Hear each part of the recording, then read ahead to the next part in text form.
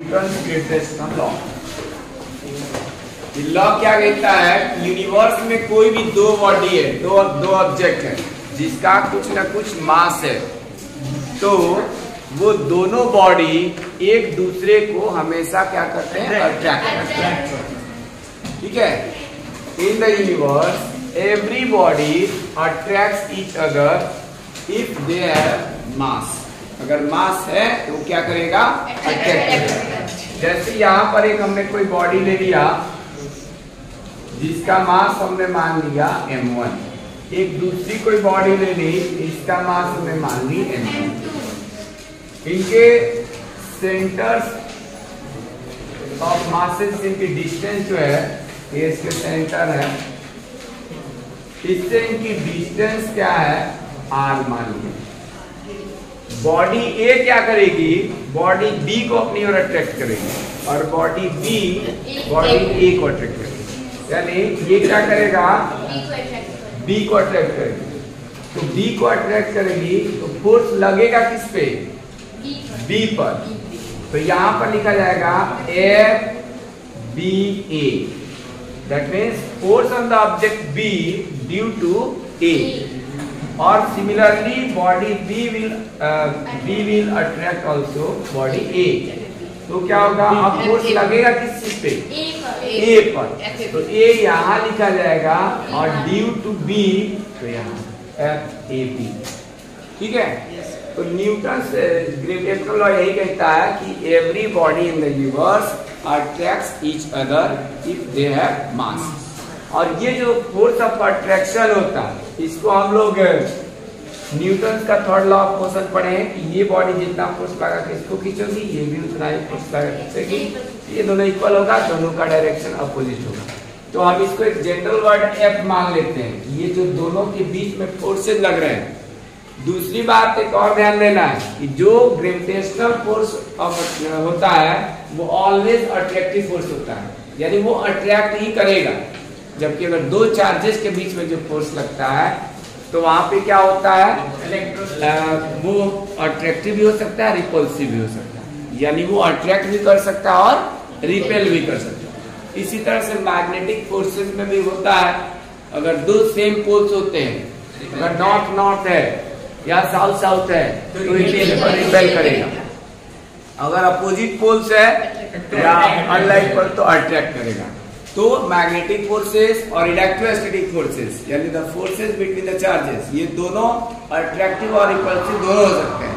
लेकिन जो gravitational force है वो ऑलवेज कैसा होता है? अट्रैक्टिव होगा।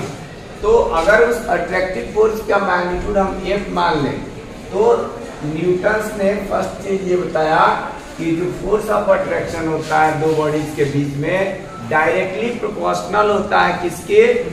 दोनों बॉडीज के मास के प्रोडक्ट के, यानी m1 इंटू m2 के। ये फर्स्ट बात उन्होंने बताई। सेकेंड बात ये बताई कि the force of attraction between two bodies is inversely proportional to the square of the distance between the two bodies और between the their centre of masses. क्योंकि डिस्टेंसेस हमें जब भी लेना होता है किसी भी दो बॉडी के बीच में तो उसके सेंटर ऑफ मासेस से लिया जाता है। अभी सेंटर ऑफ मासेस क्या होता है पता है तुम लोग को? No, sir। जैसे अगर हम इस पेन को ले लें, ये जहाँ पे बैलेंस हो जाए, ये थोड़ा चिकना है, बैलेंस नहीं पाएगा, डस्टर या कॉपी लेके कर सकते हैं। जहाँ पे बैलेंस हो जाएगा उस पॉइंट को ही उसका सेंटर ऑफ मास करेंगे। ठीक है। तो वैसे ही इसका किसी भी ऑब्जेक्ट का टोटल मास उसके सेंटर ऑफ ग्रेविटी या सेंटर ऑफ मास, दोनों ग्रेविटी और सेंटर ऑफ मास अलग अलग चीज है, लेकिन अभी तुम लोगों को सेंटर ऑफ मास से बताया, उसके सेंटर पे ही होता है। तो यहाँ पर हो जाएगा किसके? इनके बीच के डिस्टेंस के स्क्वायर के इनवर्सली प्रोपोर्शनल। तो हम लोगों ने कौन से दो इसके वो पढ़े? न्यूटन ग्रेविटेशनल लॉ का लॉ क्या है? The force of attraction between two bodies is directly proportional to the product of their masses and or magnitude of product of their masses and inversely proportional to the square of the distance between them. ठीक है। Yes sir. यानी कि इनके बीच का जो भी distance उसका reciprocal. इसको इनवर्सली क्यों पढ़ा? क्योंकि ये 1 अपॉन करके होता है ये नीचे। कहने का मतलब जैसे जैसे डिस्टेंस बढ़ते जाएगा ना दो ऑब्जेक्ट के बीच में, वैसे वैसे इनके बीच के फोर्सेस क्या होते जाएंगे? डिक्रीज होते जाएंगे। जैसे जैसे पास में लाओगे फोर्स ऑफ अट्रैक्शन क्या होगा? इंक्रीज करेगा। तो इसलिए इसको इनवर्सली प्रोपोर्शनल कहा जाता है। कि डिस्टेंस बढ़ाएंगे, आर की वैल्यू अगर इंक्रीज करेंगे तो एफ क्या होगा? डिक्रीज होगा। क्योंकि ये हम लोग डायरेक्टली प्रोपोर्शनल और इनवर्सली प्रोपोर्शनल का मीनिंग समझ चुके हैं कि जैसे अगर एक पेन का दाम अगर 10 रुपए है, दो का कितना होगा? 20, 3 का 30। यानी कि नंबर ऑफ पेन्स अगर हम इंक्रीज करते जाते हैं तो उसका कॉस्ट भी इंक्रीज कर रहा है। तो ऐसी चीज को डायरेक्टली प्रोपोर्शनल कहते हैं, ठीक है। लेकिन इनवर्सली किसको बताया था? हाँ, वर्क एंड टाइम में, चाहे लेबरर्स एंड टाइम में। जैसे मान लो ये रूम है, इस दीवार के हमें क्या करनी है? पेंट कराना है। एक लेबर एक दिन में एक ही दीवार को कर पाता है, ठीक है। लेकिन हम चाह रहे हैं कि नहीं, हमारा जो काम हो एक ही दिन में कंप्लीट हो जाए। तो कितने लेबर लगा देंगे? 4। यानी लेबर्स अगर हम एक रखते हैं तो वो काम चलेगा 4 दिन। और लेकिन अगर हम लेबर को कितने कर दें? 4 कर दें तो काम कितने दिन में समाप्त? एक ही दिन में हो जाएगा। तो वो इनवर्सली प्रोपोर्शनल का है। तो अब हम इन दोनों को एक साथ कंबाइन करेंगे, कंबाइनिंग दीज टू। इन दोनों को एक साथ कंबाइन करेंगे तो हमें क्या मिलेगा? We get F directly proportional to M1 M2 है एंड इनवर्सली प्रोपोर्शनल है R। ऐसे मिलेगा, ठीक है। स्टेटमेंट उसका बहुत ही जरूरी है और साथ में ये फॉर्मूला भी। जो लोग परेड में एब्सेंट है वो ध्यान से देख ले, मैक्सिमम तो हाथ खड़े किए कभी पढ़े ही नहीं। तो F इक्वल टू यहाँ पे कैपिटल G, जब भी हम लोग प्रोपोर्शनल का साइन हटाते हैं तो यहाँ कोई ना कोई क्या लगा देते हैं? कांस्टेंट। ये आ जाएगा M1 into M2 by R। जहाँ पे G को क्या कहा जाता है? G इज कॉल्ड कांस्टेंट तो होता ही है, लेकिन इसका नाम है universal gravitational constant. Universal gravitational constant, ठीक है। ये यूनिवर्सल ग्रेविटेशनल कांस्टेंट क्यों कहा जाता है? कई बार पूछा जाता है Why does capital G is called universal gravitational constant? तो इसका रीजन ये है कि जैसे तुम लोगों ने स्मॉल g के बारे में पढ़ा था, तो ये इसकी वैल्यू जो है ना प्लेस टू प्लेस वैरी करता है, चेंज होता है। जबकि जैसे उसके अनुसार मास भी चेंज होता है, वेट चेंज होता है। लेकिन इसकी जो वैल्यू है कैपिटल G की जो वैल्यू है ये प्लेस टू प्लेस वैरी नहीं करता है और कहीं किसी फिजिकल क्वांटिटी पे डिपेंड करता है। यानी हर जगह इसकी वैल्यू क्या होती है? सेम रहती है, फिक्स रहती है। इसलिए इसको यूनिवर्सल ग्रेविटेशनल कांस्टेंट है। यूनिवर्सल का मीनिंग समझते हो? सभी जगह एक ही है क्या? सभी जगह एक ही है। जो ऑलवेज ट्रूथ हो, जैसे अगर हम 2 + 2 कहेंगे तो कितना होगा? 4 ही होगा। या हम लोग कहते हैं the sun rises in the east, तो इंग्लिश में यूनिवर्सल ट्रूथ है। साइंस में इसको हम लोग कह सकते हैं कि सन तो राइज ही नहीं करता हो, तो हमेशा स्थिर रहता है ना, अर्थ ना घूमती है। लेकिन फिर भी अगर उसके इंग्लिश के साथ कहो sun rises in the east and sunset sets into the west, तो वो यूनिवर्सल ट्रूथ हो गया, ठीक है। या जैसे मिल्क है, milk the milk is white, नहीं तो अब उसमें जो है अब काला या लाल या तो नहीं होता है, वाइट ही होता है। अब ये है कि कभी कभार थोड़ा हल्का पीला हो सकता है, हल्का, ठीक है। तो ये सब चीजें उसी को यूनिवर्सल, यानी जो सदा सत्य रहने वाली बातें होती है उसको यूनिवर्सल कहा जाता है, ठीक है। तो ये जी जो है ये भी सदा सत्य रहेगी। कहने का मतलब ये है कि यूनिवर्सल ग्रेविटेशनल कांस्टेंट के कांस्टेंट का मतलब फिक्स्ड होता ही है, और यूनिवर्सल का मतलब कहीं भी, चाहे अर्थ पे ले जाओ, चाहे मून पे ले जाओ, चाहे किसी भी प्लेसेस में कहीं भी चेंज करते जाओ, इसकी वैल्यू जो है हमेशा फिक्स्ड रहती है। Since the value of the G does not changes from place to place और any other physical quantities like temperature, pressure, humidity, therefore G is called universal gravitational constant. समझ में आया? अब जी की वैल्यू कितनी होती है? 6.6 कैपिटल जी की वैल्यू होती है 6.67 -11। अब यूनिट कौन बताएगा इसका? न्यूटन।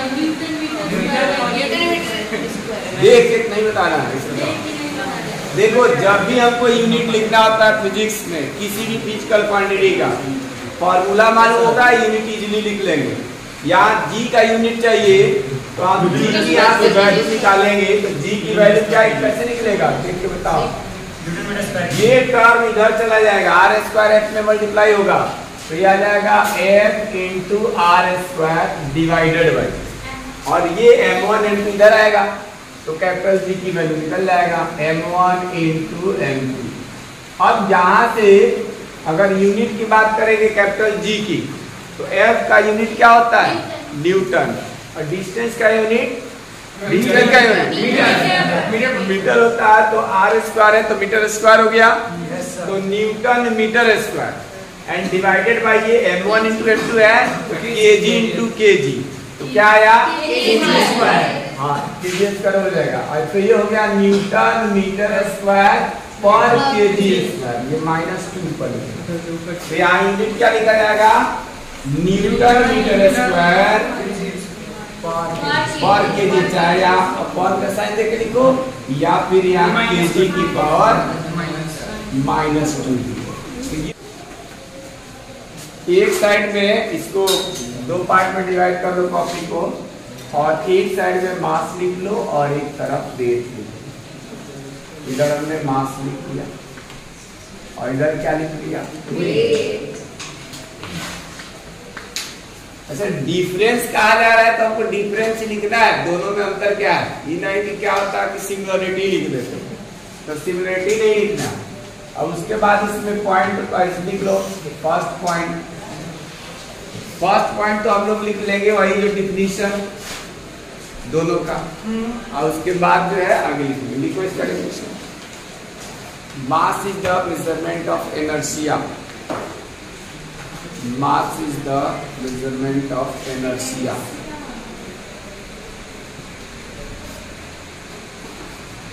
और एक और डिफिनीशन लिखाई थी, तो दो अब नहीं लिखना, कोई एक लिखना, उसमें क्या इधर लिखो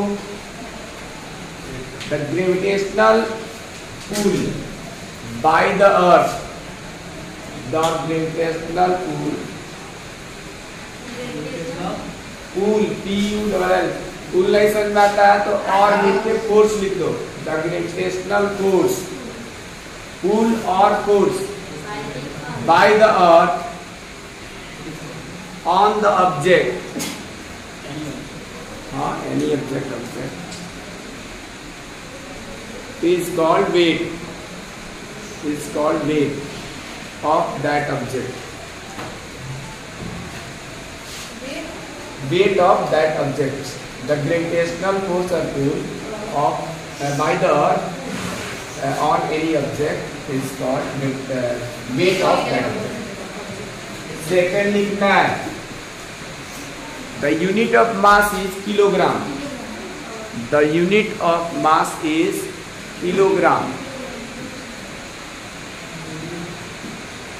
And weight में लिखो the unit of force is Newton, या और भी कोई बता सकता है यूनिट फोर्स का? kg मीटर पर सेकेंड स्क्वायर, क्योंकि F इक्वल टू क्या होता है? m इंटू ए, वेट से जब निकालते हैं तो m इंटू यहाँ एक जगह जी हो जाता है, तो मास का यूनिट होता है किलोग्राम, और acceleration due to gravity metre पर सेकेंड स्क्वायर, तो वेट का यूनिट हम लोग kg मीटर पर सेकेंड स्क्वायर में लिख सकते हैं। न्यूटन और केजी मीटर पर सेकेंड स्क्वायर। और भी यूनिट्स लिखे जाते हैं, जैसे कहीं कहीं पर केजीएफ, किलोग्राम फोर्स, या जीएफ भी लिखा जाता है, जीएफ ग्राम फोर्स। 1 केजीएफ जो होता है, 1 केजीएफ ये किसके इक्वल होता है?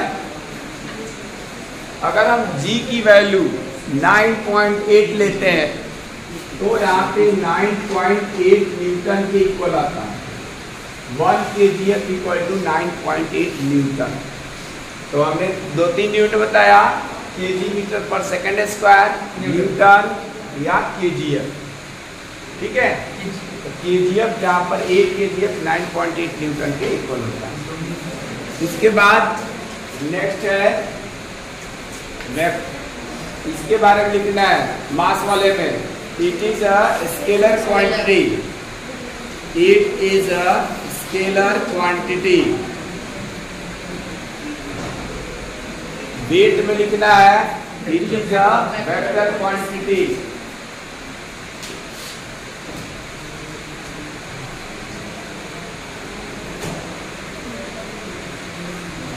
नेक्स्ट, अब हम लोग मास को किस चीज में मेजर करते हैं, या किससे? By beam balance. Beam balance, तो उसमें बीम बैलेंस क्या लिखा जाएगा? Mass is measured by beam balance. Beam beam beam balance, वो जो तराजू होता है वही। और कहीं कहीं पर फिजिकल बैलेंस भी लिख सकते हैं।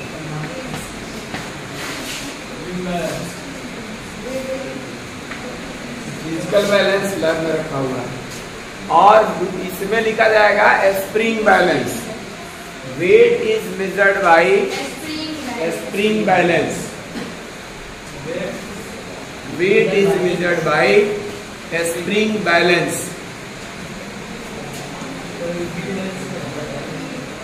स्प्रिंग बैलेंस जानते हो? लैब में भी देखिए, और इसके अलावा बहुत जगह जैसे गैस वैस तोड़ने के लिए ना वो स्प्रिंग वाला छोटे से लटका आजकल चल रहा है इलेक्ट्रॉनिक बैलेंस।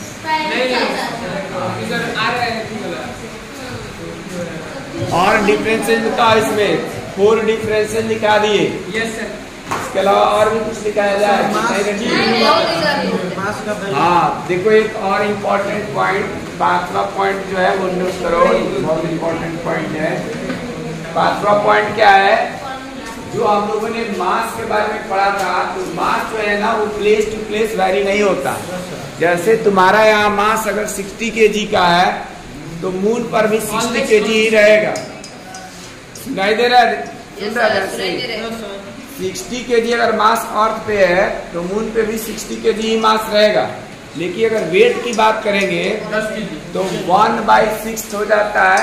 यानी अगर तुम्हारा अगर वेट यहाँ 60 kg वेट बोला है, यानी ये फोर्स का यूनिट है, तो वहां पर 1/6 ऑफ द 60 kg वेट, यानी वो कितना हो जाएगा? 10 kg वेट। kg नहीं, 10 kg वेट।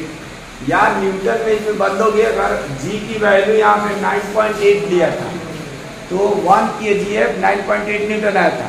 अगर जी की वैल्यू अगर हम 10 लेते तो 1 kgf कितना आता है? 10 न्यूटन। तो इसमें 60 में 10 से मल्टीप्लाई कर तो कितना न्यूटन हो जाता है?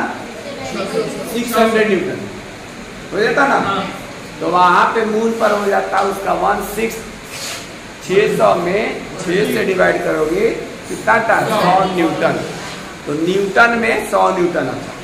ठीक है, तो ये ध्यान रखना। तो 5th पॉइंट लिखना है, क्या लिखना है? Mass is always constant. Mass is always constant and does not change its value and does not change its value from place to place. From place to place. Weight में लिख लो the value of weight changes, the value of weight changes from place to place, the value of weight changes from place to place. क्यों change होता है? उसका मतलब direction बदल जाता है। अगर नहीं मालूम है तो इसी में एक लाइन लिख लो, because the value of G, small G, because the value of G, small G changes from place to place.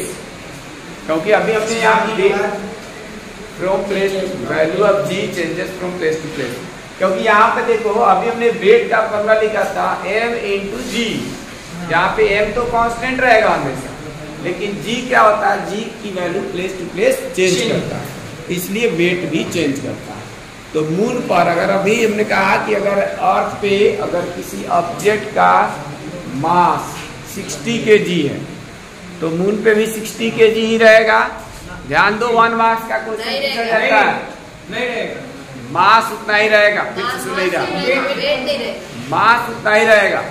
लेकिन अगर हम उस मास में जी की वैल्यू यानी 10 लेके मल्टीप्लाई कर दें 60 kg में जी की वैल्यू, क्योंकि वेट इक्वल टू होता है m इंटू जी, तो 60 kg इंटू जी की वैल्यू अगर मान लो 10 मीटर पर सेकेंड स्क्वायर दिया है, तो जब इसको मल्टीप्लाई करोगे तो कितना आ जाएगा? 600 kg मीटर पर सेकेंड, या इसी को न्यूटन बोलते हैं। क्या बोलते हैं? न्यूटन। अब हम लोगों ने पढ़ रखा है कि the weight of any object on the moon surface is 1/6 of the weight of the moon is 1/6 of the weight on the earth। तो वेट ऑन द अर्थ यहाँ पे निकाल चुके हैं 600 न्यूटन, तो ये 1/6 into 600 न्यूटन करेंगे, डिवाइड करेंगे कितना जाएगा? 100। ये क्वेश्चन 2 मार्क्स का कई बार पूछा गया है, जो अभी बता रहा हूँ, ठीक है। और तुम लोग अक्सर जो है उसमें फेल हो जाते हो, क्योंकि अगर पूछ दिया जाता है 60 kg या कुछ और भी दिए रखा है और तब उससे पूछा जाता है कि बताइए मून पर कितना मास होगा, तो बच्चा जानबूझ के 1/6 कर देगा, लिखेगा 10 kg। भाई मास नहीं बदलता है, याद रहेगा ना? वो 60 है तो 60 ही रहेगा। अगर वो वेट बोला जाएगा ना, वेट तब चेंज होगा, मास चेंज नहीं होता है, ठीक है। तो आप लोगों ने मास और वेट में डिफरेंस जान लिया कि क्या होता है। एक बार क्विक रिवाइज कर देते हैं। पहला पॉइंट लिखाया मास में कि मास क्या होता है? Mass is the measurement of inertia, या दूसरी डिफिनेशन इसका ये लिखाया था the quantity of any object which contains in it is called mass of that body. इधर वेट में क्या लिखाया? Weight is the gravitational pull और gravitational force by the earth on the object, ठीक है, या एनी ऑब्जेक्ट। इधर लिखाया कि unit of mass is kilogram and the unit of weight is Newton या केजी मीटर पर सेकेंड स्क्वायर या केजीएफ। नहीं, इधर लिखाया कि mass is a scalar quantity while force is weight is the vector quantity. फिर इधर लिखा है कि मास क्या होता है? Mass is measured by the beam balance, physical balance. इधर लिखा है वेट स्प्रिंग बैलेंस। और लास्ट इंपॉर्टेंट पॉइंट जो हम लोगों ने बात की, वो बात की कि mass is always constant and its value does not change from place to place, while the weight is the weight changes from place to place because the value of ji changes from place to place, that's why weight changes, ठीक है। तो बस इतना ही है।